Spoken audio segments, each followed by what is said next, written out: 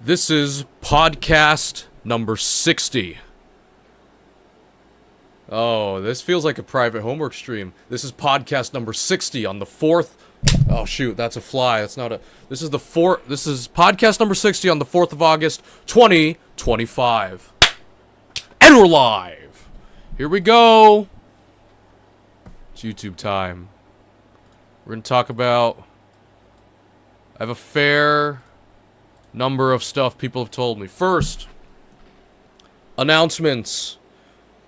This month's bar writing includes a feature verse / back and forth collaboration towards the end, and a collaborative project on a beat tape I found 3 years ago. Or from 3 years ago. I found it a few weeks ago, but it was made 3 years ago. That's August bar writing. Ex Machina Volume 3 will probably be, I don't know. Done. That's an announcement. Alright, now for the inquiry section. These are things people ask me throughout the week. If a $100 umbrella guaranteed a lifetime of effective use, would I buy it? Again, if you ask me a binary question, you will get a binary answer. Yes. If a ride was repeatedly proven safe, even though it doesn't look like it, at an amusement park, would I go on it? Yes. Should we bring back mental institutions? No. Would I get the T app? No. Have I had COVID? How was it? I think so. Yes. I tested positive January of 2022, and if I don't remember the severity of the affliction, then it probably didn't mean much to me. Or I'm just ungrateful. Recency bias, but the stuff I had last month, 2 months ago, I could attribute to, the air quality. Maybe it was COVID too, whatever. That was more memorable because there was stuff I could supposedly link and correlate. Yeah. Have I had COVID? How was it? Is Chance the Rapper's fall off justified? I don't know, but I'm gonna say no. Would I collaborate with Chance the Rapper if he reached out? No. I'm not popular enough. What would happen if a false ICE report was made? I don't know what happens if a false ICE report was made. Let's see. What happens if you file... Oops, my webcam is not on. What happens if you file a false ICE report? AI overview.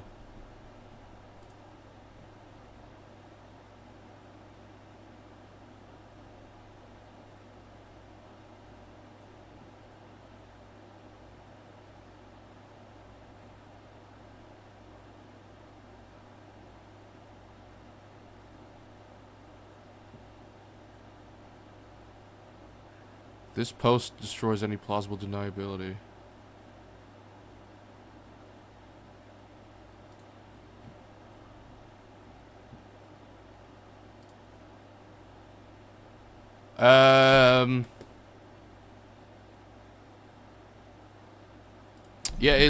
According to the AI overview,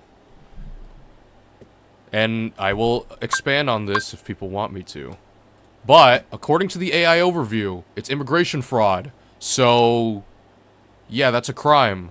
That's what happens. Anyway. Oops.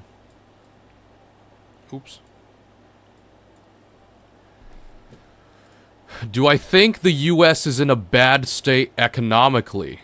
I don't know why this person asked me that question, but considering, right, that the US is $36 trillion in debt or so, that's the only metric I have to assess the financial fitness of a country.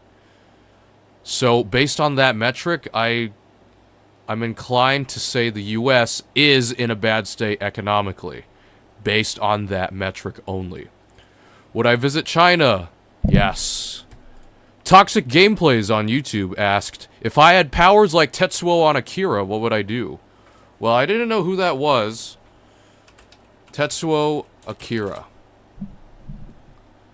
What does he do? Powers? Does he have powers?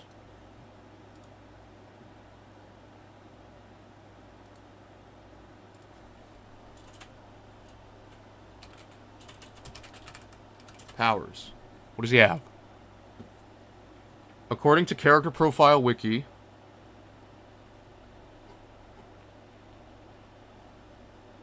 yeah, this is...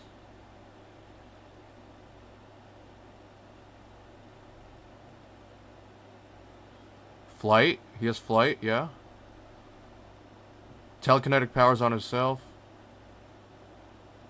Yeah, I'd help people. I don't really know how else to answer that question. I'd help people, sure. Next, inquiry. What do I think of Trump arresting Obama?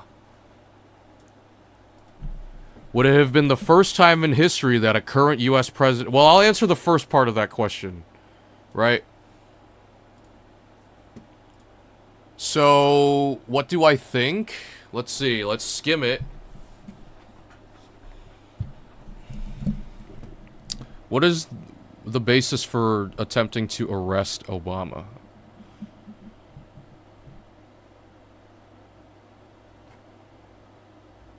This is what I have.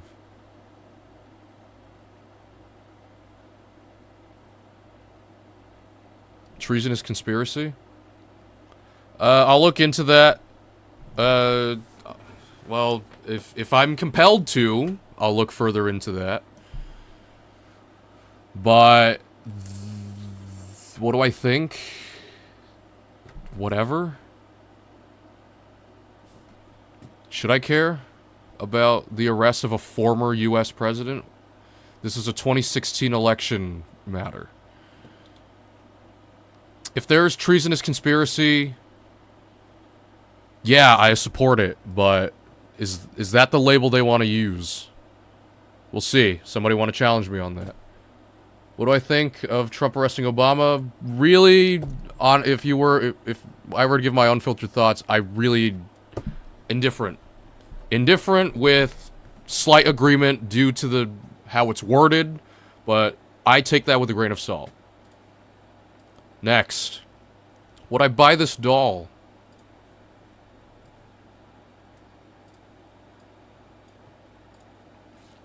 Would I buy this doll? Oh, no.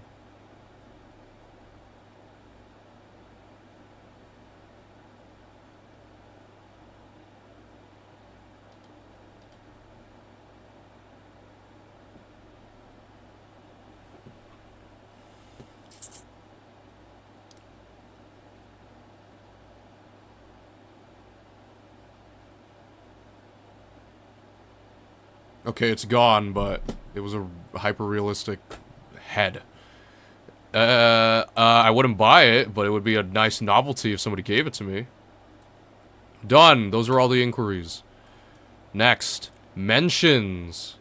Here are the mentions. This is the said umbrella in question from earlier. About the $100 umbrella. This is the umbrella. What specs does it have? Oh, I don't know. Is it worth it? How do I do this without copyright?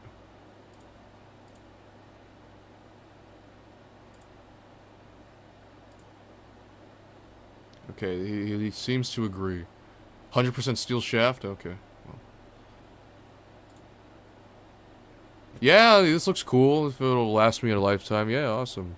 Fantastic. Next mention. Quote. Or, well, it's not a quote, but it's a paraphrase of what I was told. The Chase Sapphire card is an F-tier card. It is apparently a card with no benefits. Is the Chase Sapphire card worth it?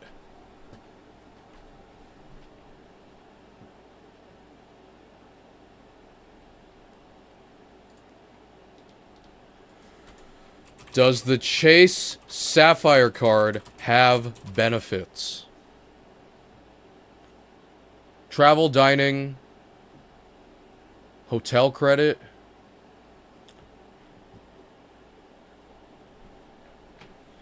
Okay, I mean, this is what it says. Next, from the homie Zoiled, here's a Sans boss fight simulation. We'll do one run. Normal? Hello?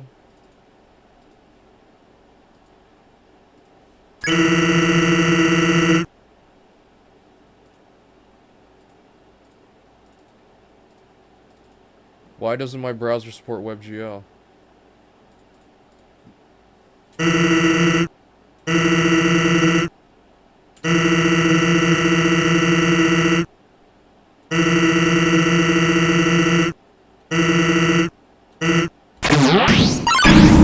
Oh, shoot!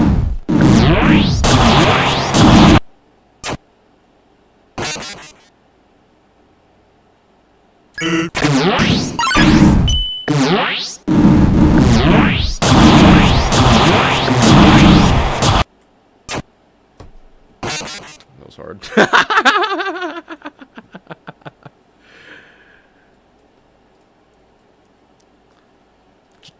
Next mention, Japan earthquake.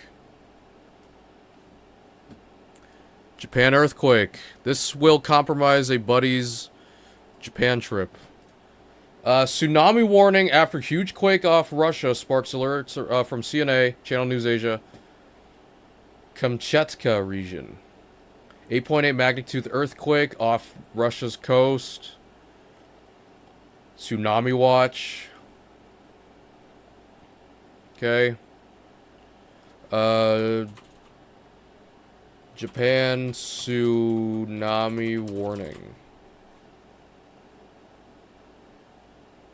Okay, well.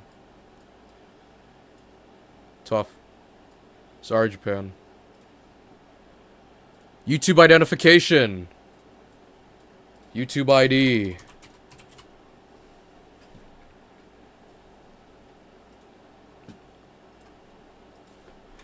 YouTube age verification.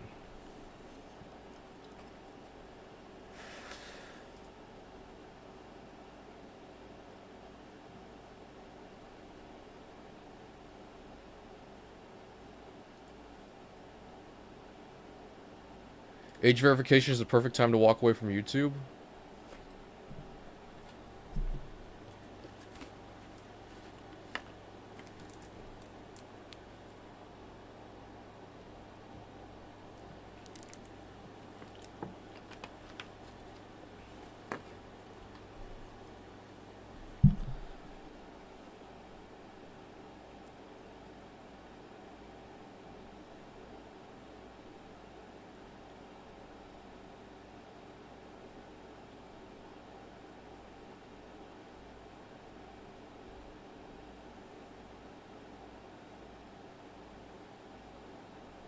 Okay. Age verification. Age estimation tech. Okay, I am...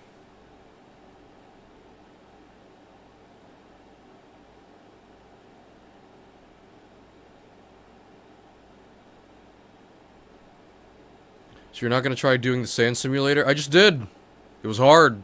I did it twice. And I died both times. It was a really fast boss fight. If you rewind the podcast. I mean... Such a bad time. This is normal difficulty, by the way. I'll try one more time, but I know how hard this is.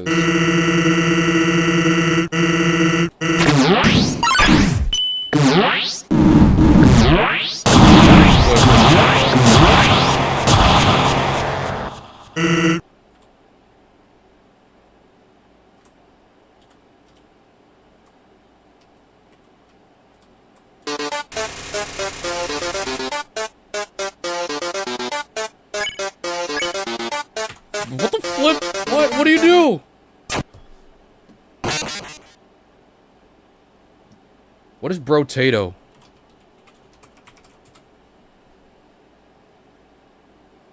This looks like the Super Meat Boy thing.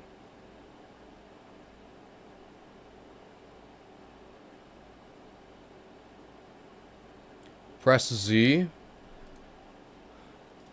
This will not turn into a gaming thing, but I'll do it one more time.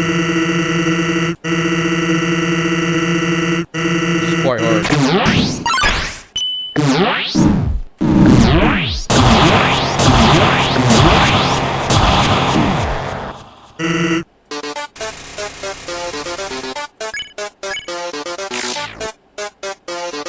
What does that mean?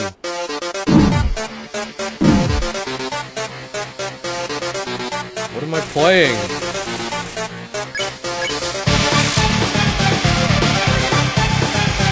What the flip is this?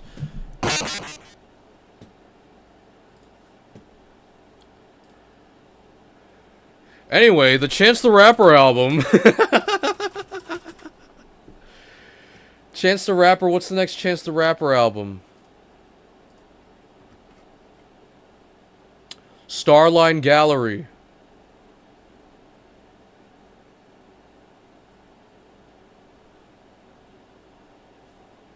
What's the difference between a mixtape and an album? Mixtape versus album.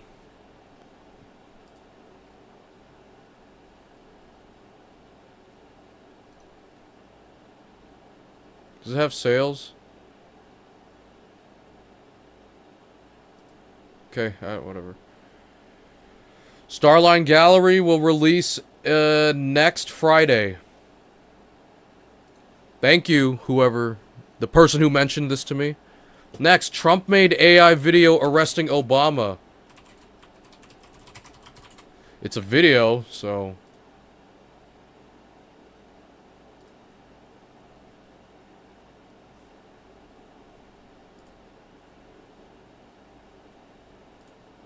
Okay. Right. So those are all the mentions.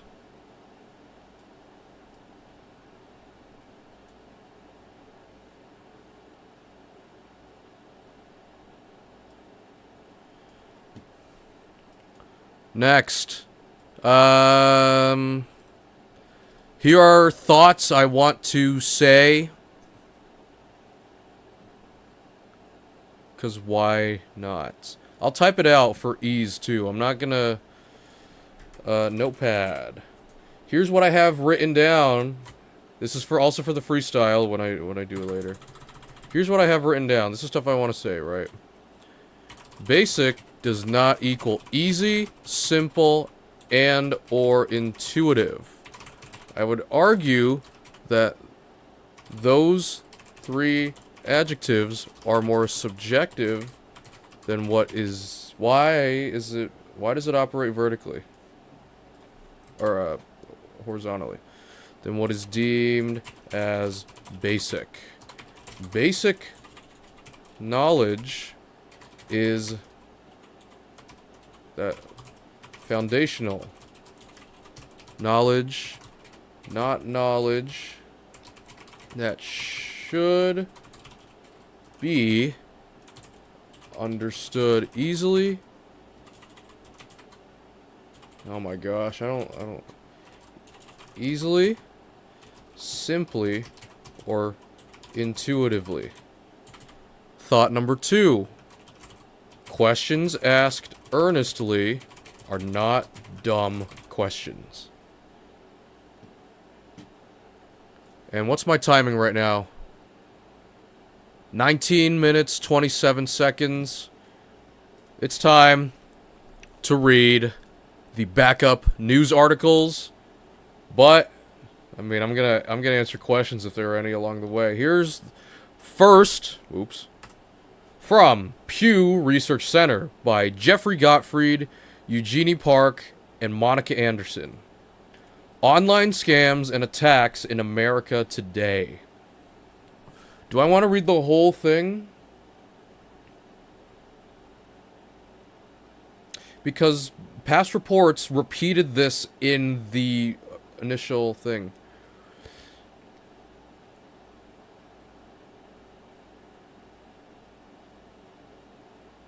Okay. Online scams and other internet crimes are skyrocketing, with a record $16.6 billion in losses reported to the FBI in 2024. The federal government, banks, and companies are all sounding alarms, and the public is also wary, with many having first-hand experience. Nearly all Americans view online scams and attacks as a national problem. More than 9 in 10 say online scams and attacks are a problem in the country, including 79% who describe them as a major problem. Most U.S. adults have been a victim of an online scam or attack. We find that 73% of U.S. adults have ever experienced things like credit card fraud, ransomware, or online shopping scams. 73%? Wow.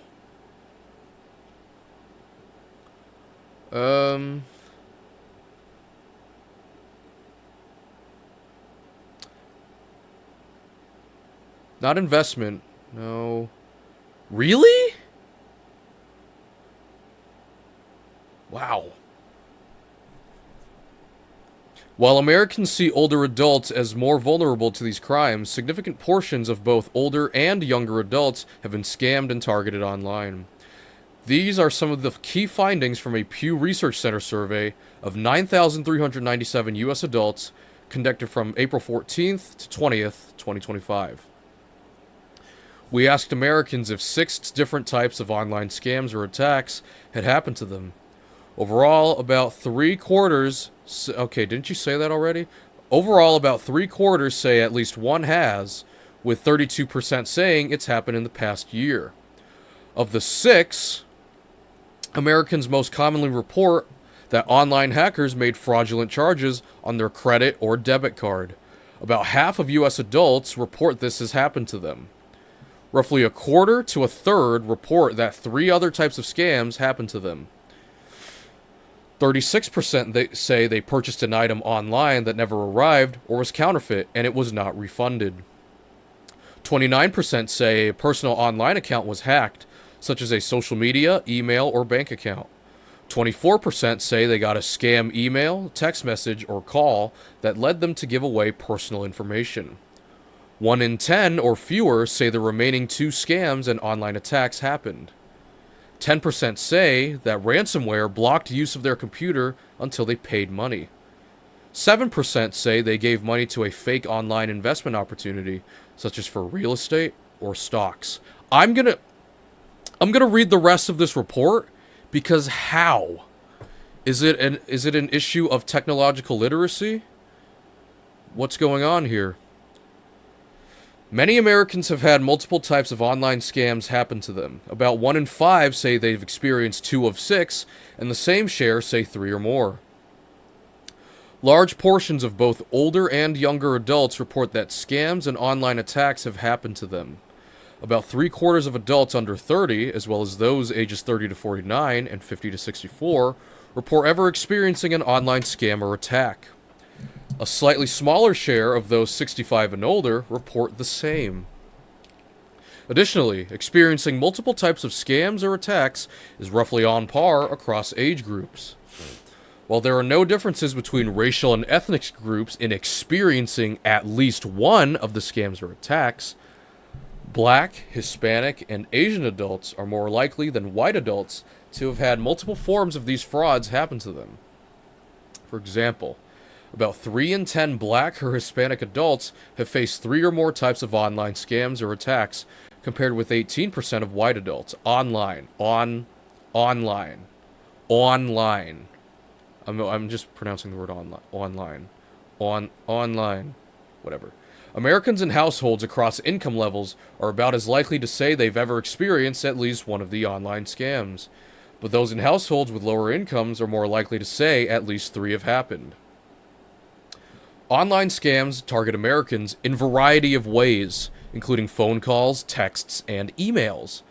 According to our survey, a majority of U.S. adults report getting scam. A majority of U.S. adults report getting scam phone calls, emails, or text messages at least weekly that attempt to get their personal information.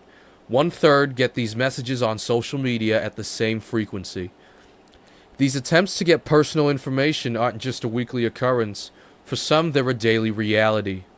31% say they get scam phone calls at least daily, including 21% who say this happens several times a day. 28% say they get daily scam emails. 20% encounter this by text message on a daily basis. Fewer say the same for social media. More money is being lost to online scams and cybercriminals than ever before, according to the FBI. In our survey, roughly 1 in 5 U.S. adults say they have ever lost money because of an online scam or attack. Myself included. I forked over...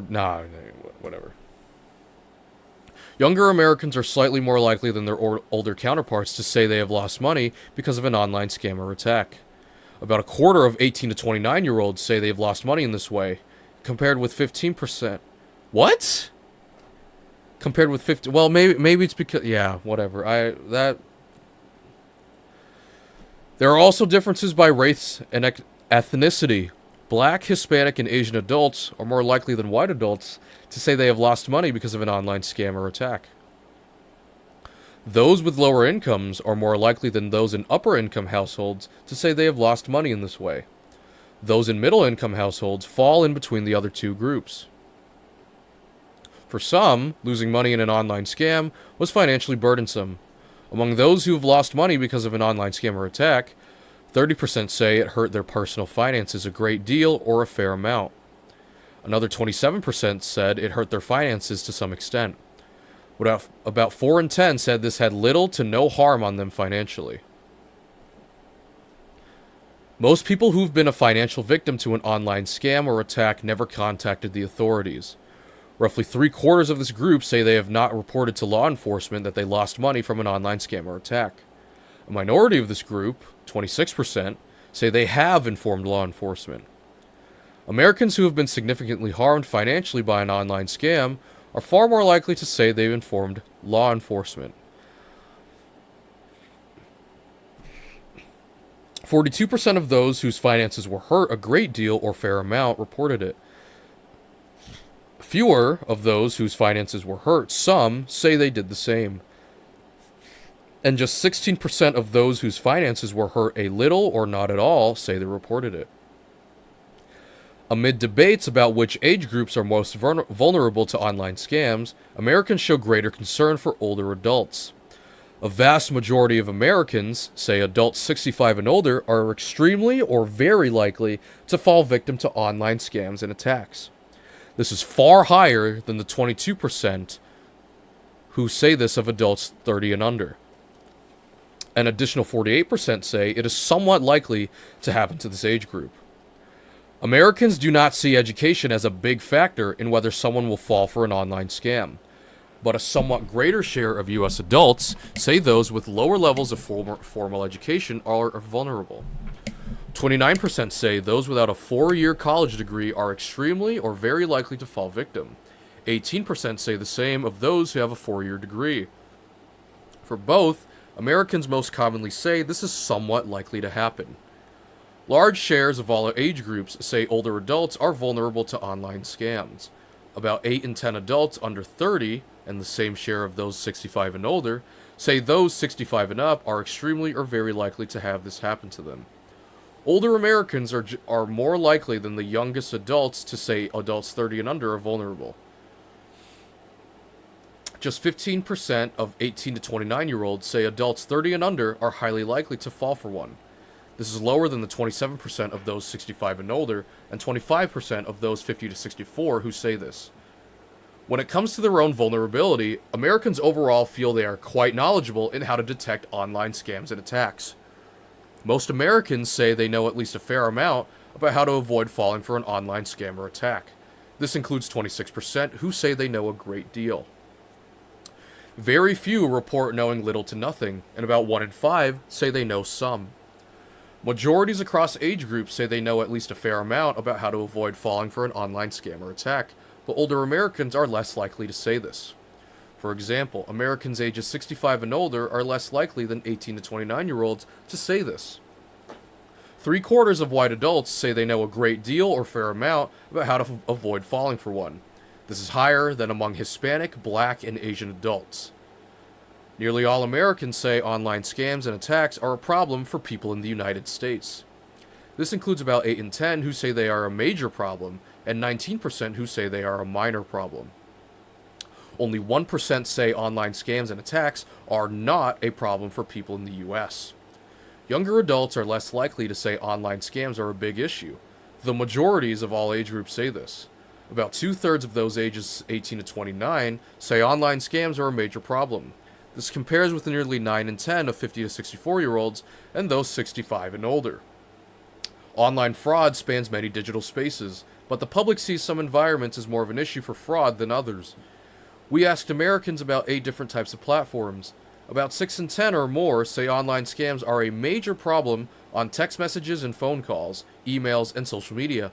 And about 1/4 more also say each is a minor problem. Americans are less likely to say online scams are a major problem on the other types of platforms asked about. Between 46 and 50% say this of online shopping, banking, payment sites, and apps. About 4 in 10 say this of dating or cryptocurrency platforms. Okay, interesting. Americans are becoming more familiar with artificial intelligence, while also growing more concerned about its impact on daily life. When it comes to online scams and attacks, most Americans will say AI will make them more frequent. In fact, about 7 in 10 say the increased use of AI is going to make online scams and attacks more common. Very few say AI will make them less common, or will make no difference. The remaining 20% are unsure. From awareness campaigns to legislation of AI, the federal government and technology companies use a number of tactics to combat online fraud. The survey asked Americans to rate how each group is faring at reducing the number of online scams and attacks in the U.S. The survey asked Americans to rate how each group is faring at reducing the number of online scams and attacks in the U.S. Americans on balance see more negatively than positively, especially the government. 68% say the federal government is doing a very or somewhat bad job. 3 in 10 say it's doing a good job. 56% say technology companies are doing a bad job at this, versus 42% who express a favorable view of their efforts. Majorities of both Republicans and Democrats, including independents who lean to either party, say the federal government is doing a very or somewhat bad job at reducing the amount of online scams and attacks. Republicans and Democrats also share similar views on the job that technology companies are doing. More than half in each group say these companies are not doing well in reducing online scams and attacks in this country. In both cases, Democrats are slightly more likely than Republicans to say this. Alright, so that's the Pew article. What are we at? I've lost everybody. 33 minutes, 33 seconds by the time I check that. Alright. By NPR's Pian Huang. What's the deal with electrolyte drinks? Do you need them to stay hydrated? 3-minute listen? Okay, whatever. A classic 20-ounce bottle of lemon-lime Gatorade contains nearly 1/8 teaspoons of salt and 80 milligrams of potassium. Electrolytes to help replace what you sweat out, the product's ads say. Why am I getting...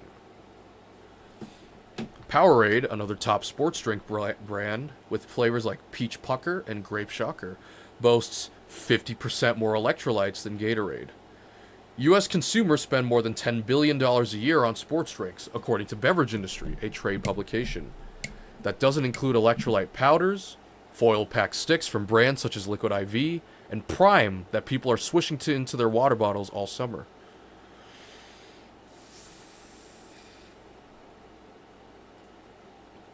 The category has expanded well beyond its athlete niche into wellness products for daily living, industry analysts say. And now scores of online influencers promote the products, making big claims about their benefits. But what are electrolytes, and do you need these pricey drink enhancers? We asked doctors and sports nutrition researchers to weigh in. The claim: drinking sports drinks with electrolytes is crucial to replenish micronutrients you lose in your sweat. That sounds AI generated because of the word crucial, but, I mean, if it's the claim, it's the claim. The evidence: it's true that you lose electrolytes in your sweat. Sweat is mostly water and salt, with additional minerals like potassium and magnesium, and small quantities of glucose, ethanol, hormones, and other bodily compounds. These minerals are electrolytes, which help your cells maintain equilibrium and communicate with one another. But medical experts and sports scientists who spoke with NPR say, don't fall for the marketing. Unless you're sweating heavily for a long time or losing water rapidly due to illness, you don't need extra electrolyte supplements.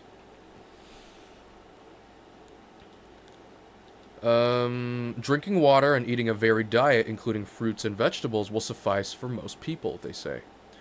Electrolytes are considered micronutrients because your body requires them in very small amounts, says Tamara Hugh Butler, a sports scientist who recently retired as associate professor of exercise and sports studies at Wayne State University. And while they are regularly secreted in sweat, saliva, and other bodily liquids, if you eat a decent diet, you're going to get all of the electrolytes that are required to function, Hugh Butler says. And more. In the Western diet, we take in 3 times the amount of... I'm going to send this article.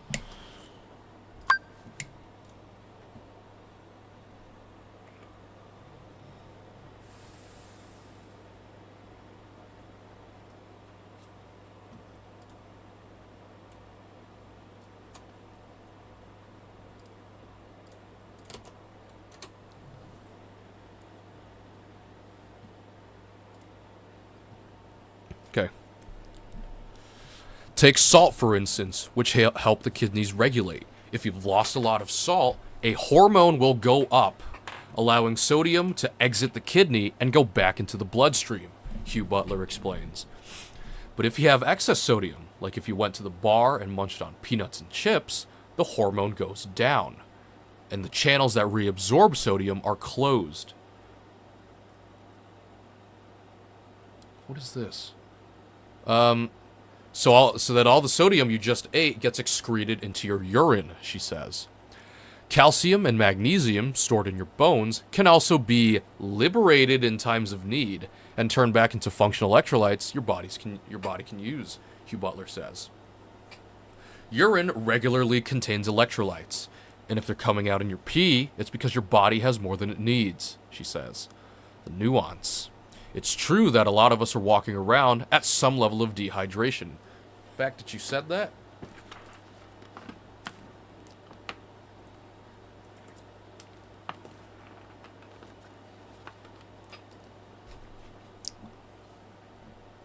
Says Dr. Corey Taylor, an emergency medicine physician based in the Atlanta metro area who has a background in exercise science. During a busy day, it's so easy to push water to the side, he says. The good news is the human body can perform well for hours, even when it's temporarily dehydrated. Help me out here. Help me out here. Google Translate.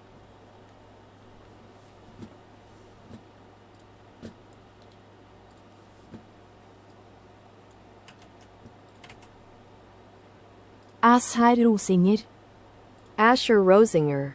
Asher Rosinger, an associate professor and director of the Water, Health, and Nutrition Lab at Penn State University. It was an evolutionary advantage, he says, to not be so attached to water sources so you can go out and forage. If you're getting dehydrated, signs include getting thirsty, tired and cranky, a dry mouth, a headache, or feeling out of it. You might feel your heart rate beat a little faster when you're climbing the stairs, Taylor says. That's because dehydration decreases the amount of blood in circulation. Most anything that contains liquid will help rehydrate you, Rosinger says, starting with good old-fashioned plain water, as well as milk, soup, tea, or water-laden foods. Still, sports drinks and electrolyte powders can be a useful tool in certain situations. Haley Wilson, a sports dietitian at the University of Kansas Health System, works with student athletes who sometimes don't eat enough for how active they are. She appreciates the convenience of sports drinks to help replenish liquid, electrolytes, and carbs, especially for those who are actively working up a sweat for more than an hour. Rosinger, who studies hydration practices globally, agrees that those who are running a lot or just sweating a ton in the sun may need to replace those electrolytes promptly. Though it is just one of many ways to get them back, a sports drink can be handy in those cases. In cases of extreme medical dehydration, replenishing electrolytes can be critical, he notes. Oral rehydration solutions, which help correct electrolyte imbalances, were one of the biggest achievements in public health to treat and deal with diarrheal diseases, and they've saved millions of lives around the world, Rosinger says. The bottom line: if you eat a somewhat balanced diet and you're not an elite athlete or working all day in the sun, you're most likely getting all the electrolytes you need, and more, from food, and you can skip the sports drinks. From my perspective, physiologically, it's not going to make you exercise better or increase your performance or make you recover faster, Hugh Butler says. But if you like the taste of them, it's fine to use them a couple of times a day, she says. They won't hurt you, and it might encourage you to drink more.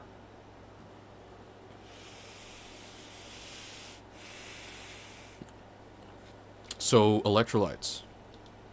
Pian Huang.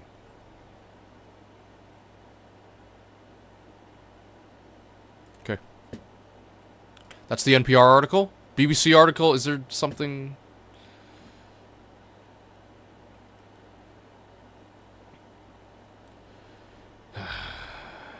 Okay. From Pauline Kola. From BBC's Pauline Kola. Hundreds of First off, what's my timing? 42 minutes? Okay.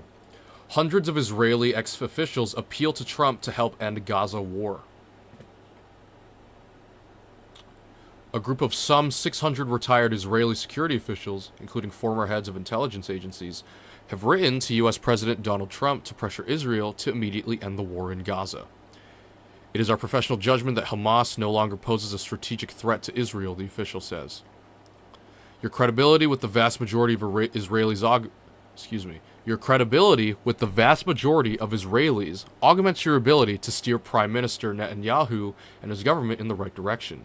End the war, return the hostages, stop the suffering, they wrote. I somehow can access this article. Their appeal comes amid reports that Netanyahu is pushing to expand military operations in Gaza. Is that Aubrey Plaza? As indirect ceasefire talks with Hamas have stalled. Israel launched a devastating war in Gaza following Hamas's attack in southern Israel on the 7th of October 2023, in which about 1,200 people were killed and 251 taken into Gaza as hostages. More than 60,000 people have been killed as a result of Israel's military campaign in Gaza since then, the Hamas-run health ministry says. On Monday, the ministry reported that at least 94 people had been killed. I feel like I've pronounced this wrong this whole time. Hold on.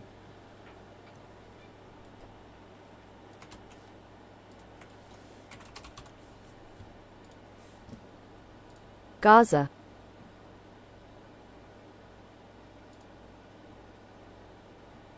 I ordered.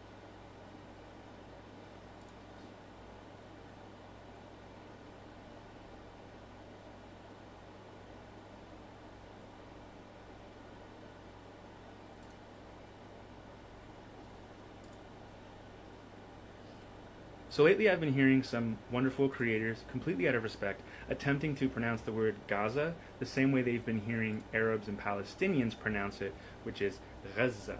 And I just wanted to jump on real quick to point out why, A, that's probably going to be a little more difficult than you're anticipating, and B, why it's probably not necessary in the first place. So just to take you through a couple of potential hurdles or Parisian. So altogether, more accurate transliteration might be Gaza, but asking a non-Arabic speaker to get all that right is a little bit much, and similar to how... Who DM'd me?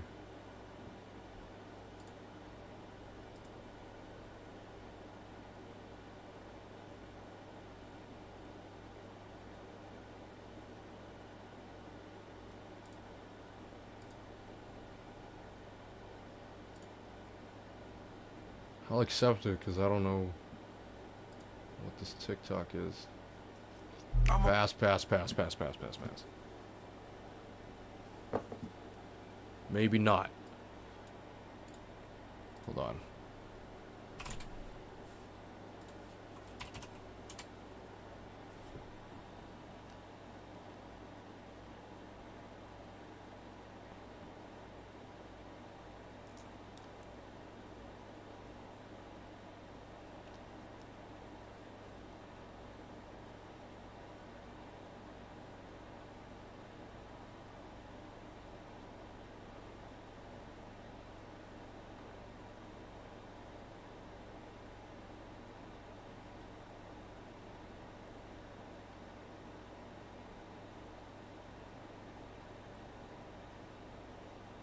I don't know these people.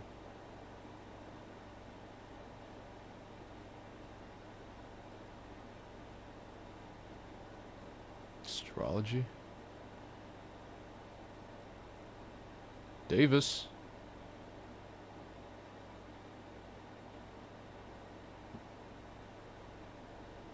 Hold on.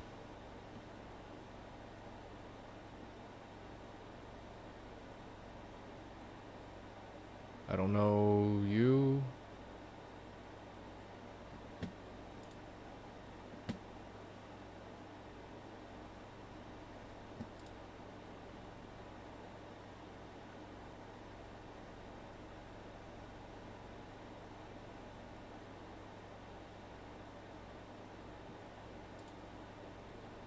Whoa.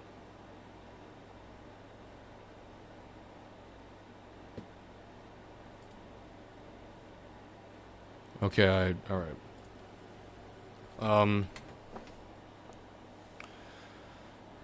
More than 60,000 people have been killed as a result of Israel's military campaign in Gaza since then, the Hamas-run health ministry says. On Monday, the ministry reported that at least 94 people had been killed in Gaza. Gaza.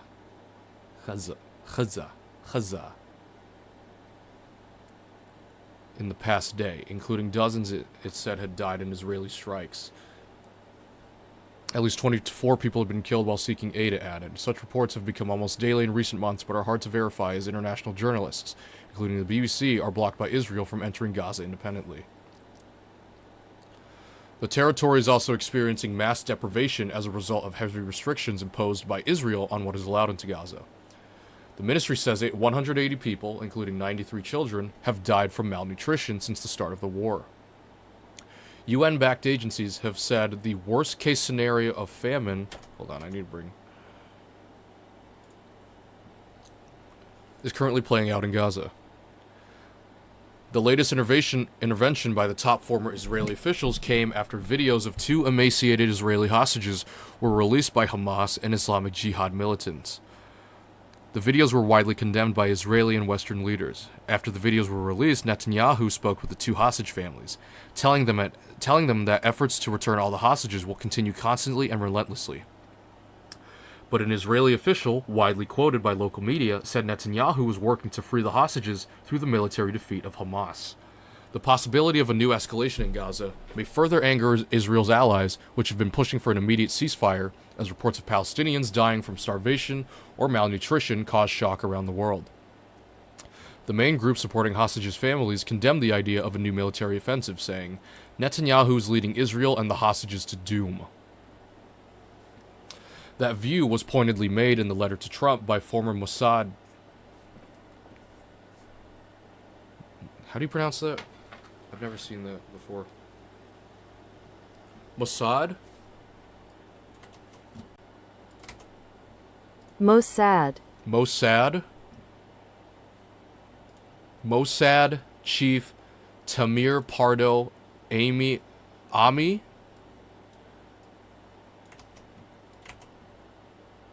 Amy Ireland. Amy Ayalon. Amy Ayalon, former chief of Shin Bet, Israel's domestic secret service agency, former Prime Minister... Ehud Barak. Ehud Barak. What if I translate this into Hebrew? Ehud Barak. Ehud Barak. Ehud Barak, and former defense minister.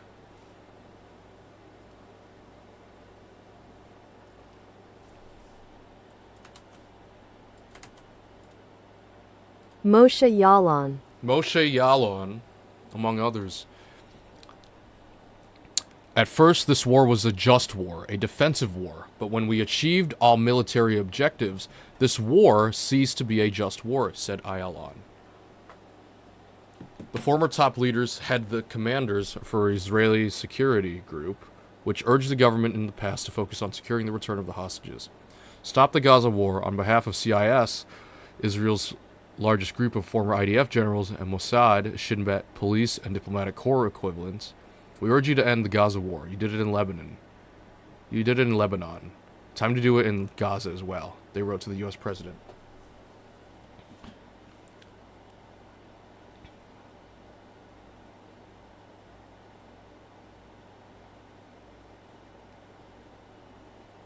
Israel has faced growing international isolation as the widespread destruction in Gaza and the suffering of Palestinians spark outrage. Polls around the world suggest that public opinion is increasingly negative about Israel, which is putting pressure on Western leaders to act. But it is not clear what pressure, if any, Trump will choose to exert on the Israeli Prime Minister. The U.S. president has consistently backed his ally, even though he publicly acknowledged last week that there was real starvation in Gaza after Netanyahu insisted there was no such thing. Okay. Yeah, that is the BBC article. I am now 51 minutes in. Tradition. We gotta do the 10 swipes. The 10 swipes. Okay.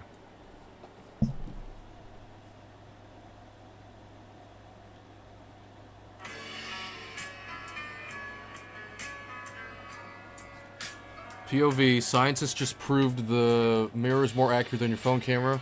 Swipe 1. The flip is...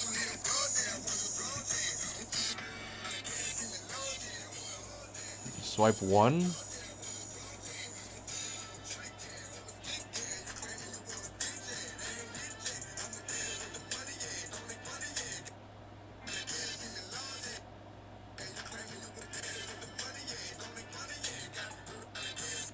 Swipe 2. TikTok ad. Swipe 2. What the flip is this? What's your type? They have to be tall, rich. Swipe 2. Bigfoot interviews. Type 1 or type Breaking as of the 3rd of August, Swipe 3. 2025. Donald Trump just redefined marriage in a way no one saw coming. Is this real? If you've been dating for 5 years... If you've been dating for 5 years, you're now legally married. According to a statement released earlier today, any romantic relationship lasting 5 years or more is now a legal marriage under... Interesting. Swipe 4. I'm done asking y'all to come get a slice of this homemade pound cake. Pound cake. And make y'all want to come get some. Swipe 5. Doesn't count. Add. Swipe 5. It's not the shorts. It's not the shorts. Like, What the flip is this? Swipe 5. I would win.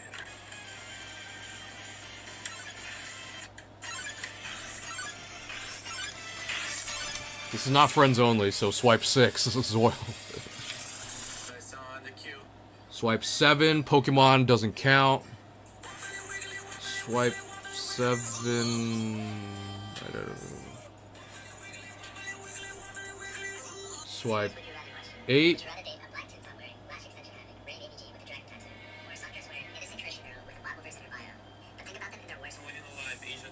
Swipe 9. What the? Doesn't count. Swipe 9.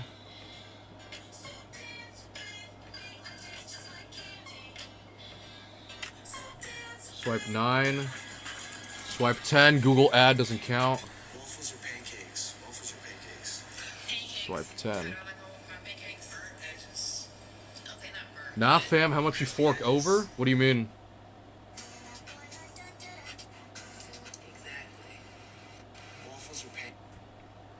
What do you mean by how much I fork over?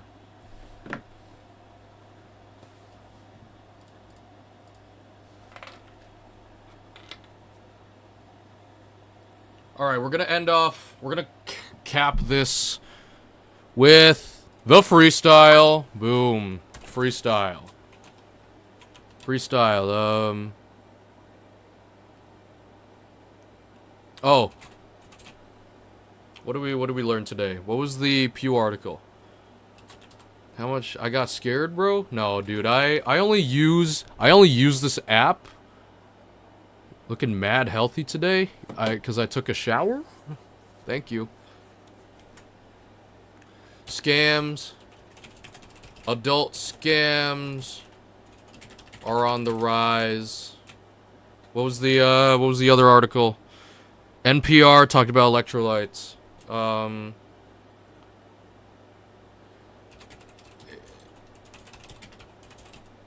It turns out I've been eating enough electrolytes. That forehead kind of like KSI. I shower daily because that's the only time I can rub one out. Thank you for the information.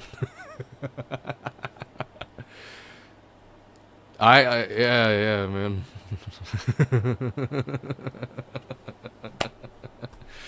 What was it? Okay, the BBC article. Officials want to end the Gaza war. TikTok wants to make me poor. Done!